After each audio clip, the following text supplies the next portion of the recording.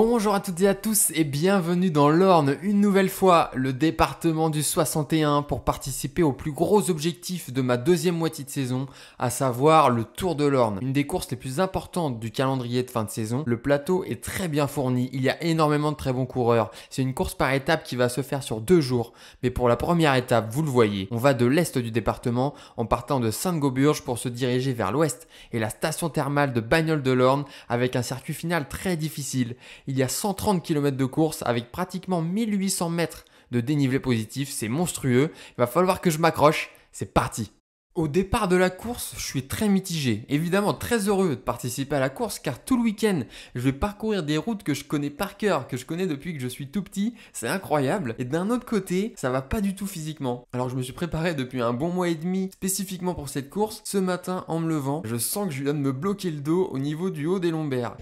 Je suis dépité. Mais je décide quand même de me rendre au départ parce qu'il était hors de question de rater cette course. Mais pour vous dire, j'ai essayé de me ménager le plus longtemps possible, donc 30 minutes avant le départ, au moment où je monte sur le vélo pour aller m'échauffer, je sais même pas si je vais tenir 2 km. J'ai quand même bien mal. À ce moment, c'est impossible pour moi de mettre plus de 200 watts. L'échauffement me rassure pas énormément. Je sais que je peux pédaler déjà, mais j'ai pas osé pousser un peu pour éviter de me faire encore plus mal. Et me voilà au départ, dans le fictif, très bien placé, parce que j'ai réussi à me faufiler au début pour revenir me placer à l'avant. Et là, j'attends. On est dans le fictif, on est à 100 watts, donc ça va, ça me fait pas mal. Mais je redoute le moment où les faux vont être lancés, le moment où il va falloir envoyer les watts pour rester au contact du peloton tout simplement quoi. Le départ est donné, c'est parti, 300 watts, devant ça s'excite, donc 400 watts, puis je monte à 500 watts, c'est radical. Dès le départ, je suis obligé de tester mon dos et ça va. Clairement, je ressens une douleur, mais ça s'aggrave pas quand je force. C'est ça qui était ma crainte, que j'aggrave ma blessure quand j'allais devoir appuyer plus fort, mais non, la douleur reste la même, je peux pédaler, il va falloir que je serre les dents, mais je peux faire la course. Premier soulagement, parce que ce week-end, il s'agit de faire bonne impression. Vous voyez là le champion d'Île-de-France de l'ECAD 93 et les deux loustiques là un peu plus loin devant avec les cuissards bleus, et bien ce sont mes coéquipiers pour ce week-end car mon club de Chatou a fait une entente avec l'ECAD mais aussi avec Argenteuil pour constituer une équipe de choc composée de 4 Open 1, Guy, Marvin, Serkan et Fred d'Argenteuil et un petit Open 3, moi. Donc avant la course, je m'étais mis pas mal de pression parce que je voulais me donner quand même une légitimité à être dans cette équipe et ça passe par faire un bon résultat aujourd'hui ou du moins accompagner mes coéquipiers le plus longtemps possible pour pouvoir les aider, ce qui va pas être simple car comme je disais, la course est très relevée avec 130 coureurs au départ, donc 48 Open 1, 52 Open 2 et seulement 30 Open 3 qui est ma catégorie. Donc je m'attends à souffrir énormément et me battre pour décrocher le meilleur résultat possible. Mais pour le moment, je reste sage comme une image. Sur ces petites routes où tout le monde est un peu excité, moi je me laisse perdre des places, j'évite de trop accélérer pour mon dos. Donc évidemment, je descends gentiment dans le peloton, mais je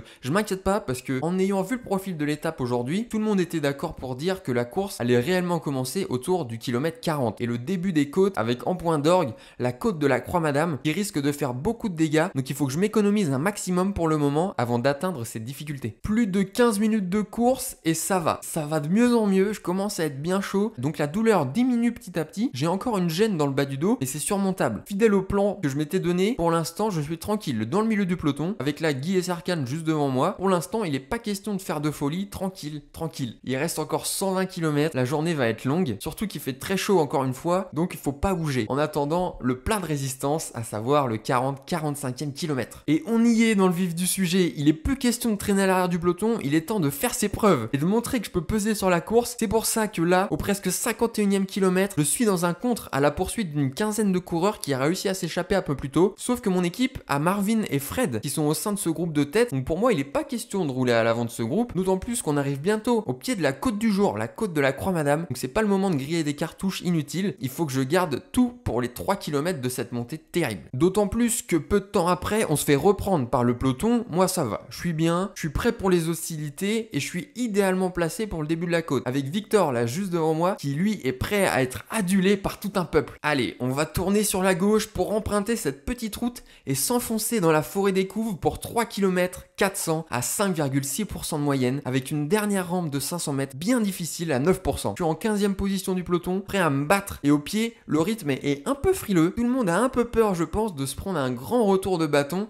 en partant trop vite. Mais rapidement, plusieurs coureurs augmentent l'allure pour essayer de faire la différence. Moi, je me replace tranquillement pour pas prendre de cassure. Parce qu'on est à plus d'1 h 15 de course quand même. Il fait très chaud, donc on n'est pas à l'abri d'une grosse défaillance pour les coureurs qui sont autour de nous. C'est pour ça que j'essaye toujours de rester dans les 10-15 premières places pour pas être surpris. On est dans le premier passage assez compliqué à 13%. On voit des gars qui commencent déjà à buter, à rester collés là sur la route. Moi, je me retrouve un peu bloqué là, donc je me décale sur la gauche pour essayer de les doubler. Et directement après, je me rends compte que devant, ça n'attend personne. Donc je fais l'effort pour pas être décroché. À 181 au cœur, ça y est, je commence à être dans le vrai là, à être dans l'effort auquel il fallait s'attendre. Et je vois que ça coince à côté de moi. Je suis le gars d'Aubert pour rester accroché au groupe qui tente de s'échapper. Là, j'ai plus beaucoup de marge. 185 au cœur furtivement. Heureusement, la pente s'adoucit un peu, donc je peux récupérer légèrement pour essayer d'encaisser la dernière rampe qui va être très dure. Et oui, c'est Victor qui me prévient, parce que lui, il la connaît cette montée, et il est attendu au tournant, ou plutôt au virage Victor, où tous ses potes se sont réunis pour l'encourager, mettre une ambiance de feu en haut de cette croix madame. J'étais au courant de ce qui se tramait, et j'étais impatient de passer dans ce fameux virage Victor. Mais pour ça, il faut tenir jusqu'en haut de cette dernière rampe, là, loin là-haut, où on voit le bout, et c'est loin, c'est 1 km en ligne droite, avec, comme je vous le disais, les 500 derniers mètres à 9%. Ça fait déjà 5 minutes 30 qu'on est dans la bosse, 5 minutes 30 d'effort à haute intensité, et le plus dur reste à venir. Heureusement, le rythme s'est un peu ralenti, j'ai réussi à récupérer légèrement, mon cœur est redescendu, vous le voyez, je peux encore en mettre pour basculer là-haut, pourquoi pas avec les meilleurs. Là, je me sens vraiment bien, rien à voir avec mes sensations du départ, le dos, là, je le sens plus, je suis en plein effort, donc c'est normal, et les jambes sont bonnes, elles, je les sens bien. Je suis dans les 10 premières places, tout est parfait. Je suis avec Guy, Marvin est à l'avant, tout est bien pour nous. Et alors que le rythme là avait bien baissé, Guy place une attaque pour tester un peu tout le monde. À côté de moi, ça réagit tout de suite. Moi aussi, j'en étais encore capable, je vous le disais. Donc je m'accroche aux roues. Je sais qu'il y a encore plus de 500 mètres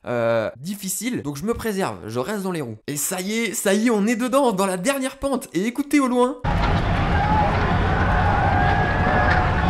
Oui, on entend le virage Victor, lui il est au rendez-vous. J'essaye de me replacer vraiment dans les toutes premières positions. Victor lui place son attaque pour célébrer avec ses potes. Je suis dans la roue de Guy qui suit l'accélération d'un gars d'Aubervilliers. Et écoutez.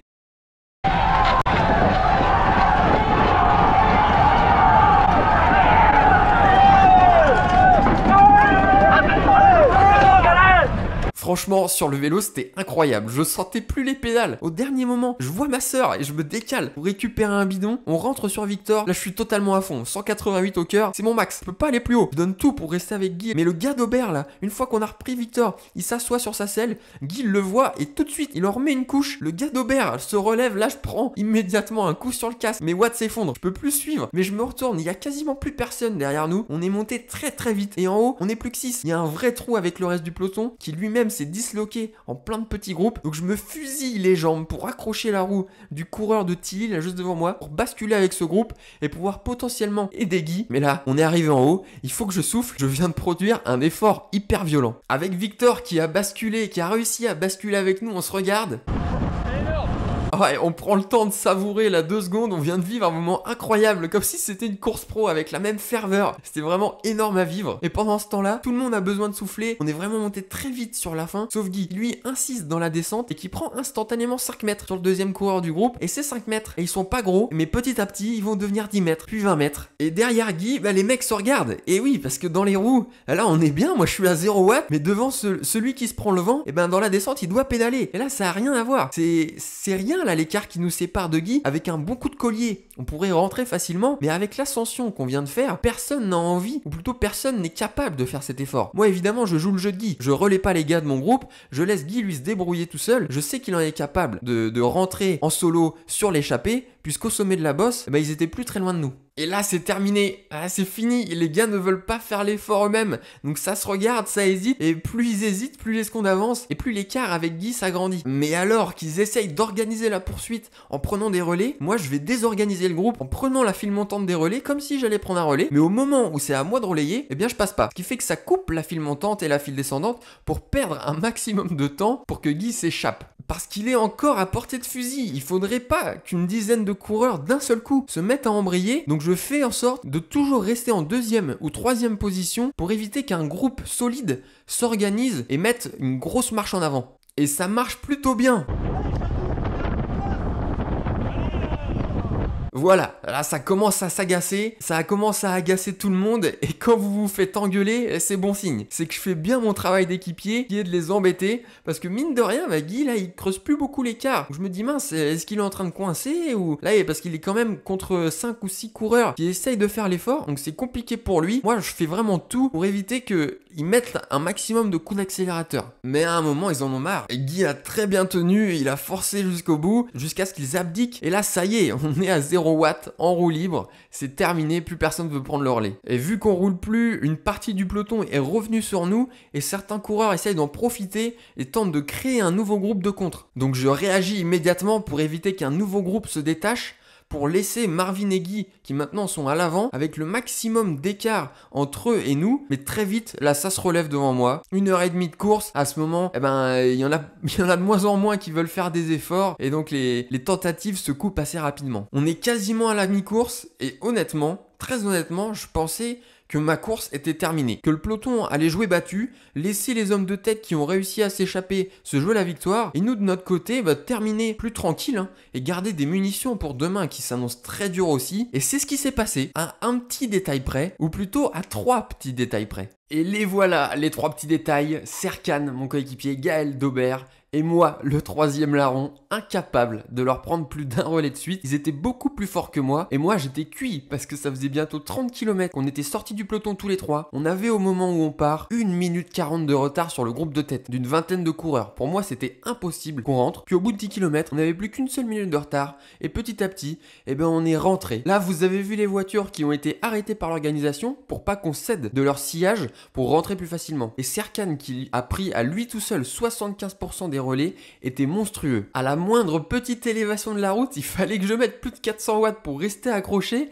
Alors là, mentalement, pour moi, là, c'est plus facile. Parce qu'on voit le groupe de tête, on n'est pas loin, mais je peux vous dire qu'il y a une demi-heure, quand on était absolument tout seul dans la campagne, c'était complètement suicidaire pour moi, 1 minute 40 de retard. C'était inconcevable pour moi qu'on rentre, mais la machine Serkan a fait en sorte qu'on rentre, mais c'est pas encore fini, il faut boucher la dizaine de secondes qui nous sépare encore de ce groupe. Et là, heureusement que je connaissais les routes, parce que ça aurait pu m'être fatal. J'ai fait là mon lycée à 300 mètres d'ici, qui se trouve en haut d'un petit taquet bien vicelard, que justement on doit emprunter. Je le sais, donc je le prépare, je laisse volontairement quelques mètres d'écart là avec Gaël pour me faire une rampe de lancement afin de rentrer dans ce taquet le plus vite possible pour le subir le moins possible, et c'est ce que je fais. Je vois qu'il arrive, donc j'appuie sur les pédales pour me lancer avec un maximum de vitesse. Là voilà, là c'est parfait, j'ai pas eu besoin de trop forcer avec mon élan.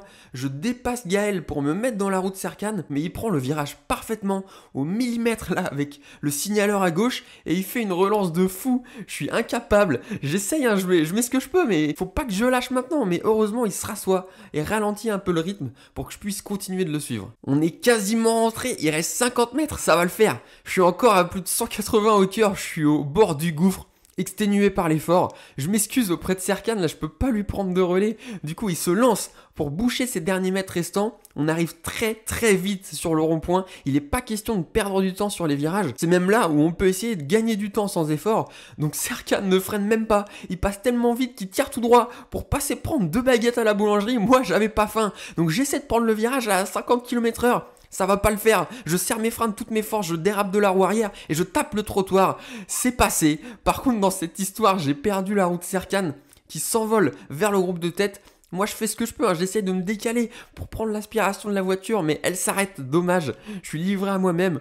Là, je me suis pas retourné, je sais pas où est Gaël, je sais pas comment il a négocié le rond-point, mais je me retourne pas parce que la course pour moi là, elle se joue devant. Il faut que je rentre. Je peux pas avoir fait tout ça pour au final mourir à 30 mètres de rentrer sur l'échappée. Mais plus les secondes passent là et plus je me dis, ils vont vite quand même devant là. J'ai pas l'impression de leur reprendre du temps, au contraire même. Heureusement, Gaël revient sur moi et me double. Je prends sa roue pour rejoindre le groupe de tête. Je suis super heureux.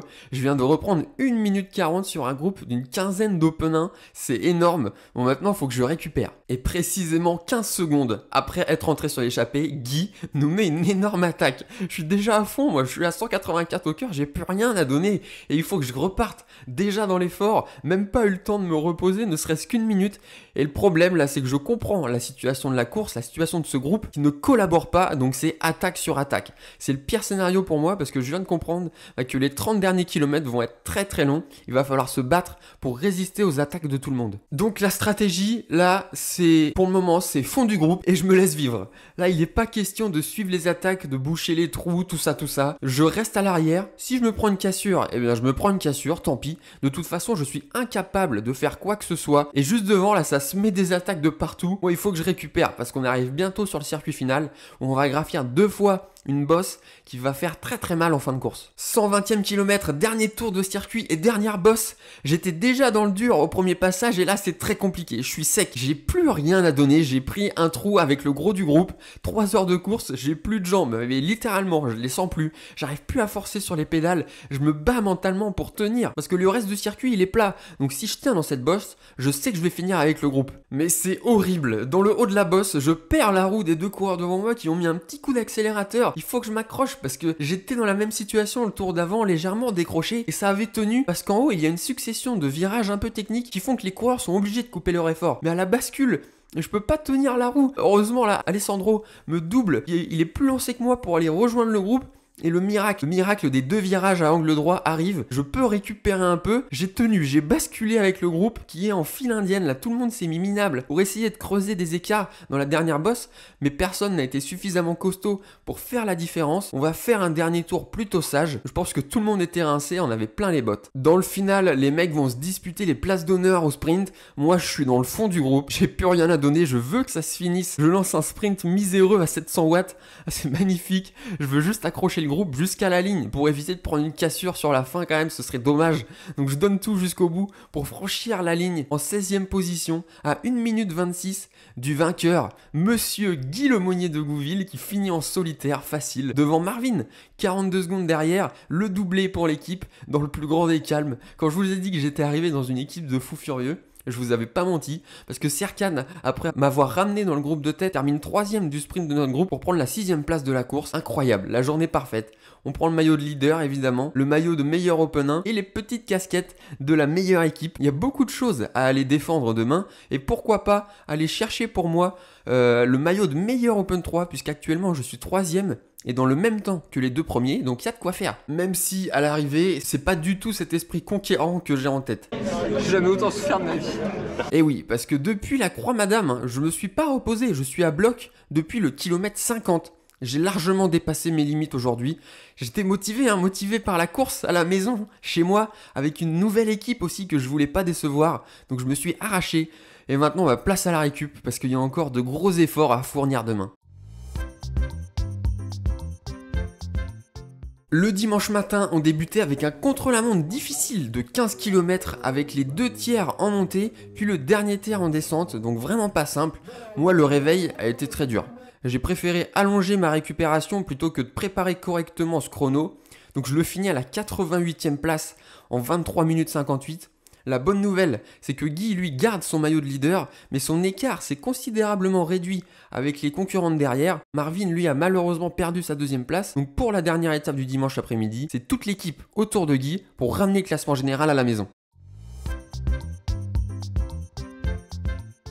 Désolé, j'ai cassé mon support de GoPro juste avant la course mais je vais en racheter un grâce à la YouTube Money que je n'ai pas. Et on a été gâtés par les organisateurs avec presque 1300 mètres de dénivelé positif sur les 100 km à parcourir, dont les 3/4 des côtes se trouvaient sur la première moitié de la course. Ce début de course où une échappée d'une quinzaine de coureurs a réussi à s'extirper du peloton, Fred a réussi à se glisser à l'avant pour jouer les troubles faites, nous, Serkan, Marvin et moi, à l'arrière, dans le peloton, pour contrôler l'écart, puisque dans l'échappée, s'était glissé un coureur dangereux, parce qu'il était pointé à seulement 1 minute de Guy au général, mais grâce au relais monstrueux de Serkan et surtout de Marvin dans le circuit final, l'échappée ne termine qu'avec 16 secondes d'avance et Guy remporte le classement général final. Et on a presque eu la cerise sur le gâteau puisque Fred joue le sprint pour la victoire d'étape et malheureusement il est battu de peu pour aller chercher la 2e place, pas loin de quasiment tout rafler puisqu'on repart avec le classement général, le classement du meilleur Open 1 pour Guy, le maillot du meilleur combatif pour Fred et le prix de l'équipe avec ses belles casquettes